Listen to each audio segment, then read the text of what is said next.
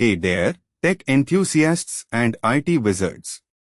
Ever stumbled upon a world where protecting user identities isn't just important, it's mission critical? Today, we are diving deep into the realm of Azure Active Directory, your knight in shining armor in the ever-evolving landscape of cloud services. Whether you're a seasoned IT professional with years of wisdom under your belt or a fresh-eyed recruit just stepping into the coding arena, it's high time we rolled up our sleeves and fortified our identities like true tech warriors.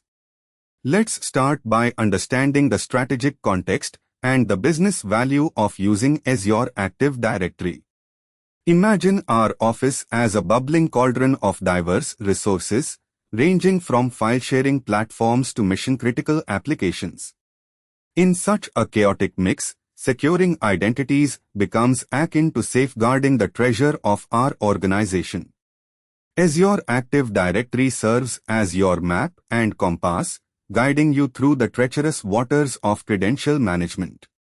With a unified, cloud-based approach, it streamlines identity and access management, seamlessly integrating with other Microsoft services.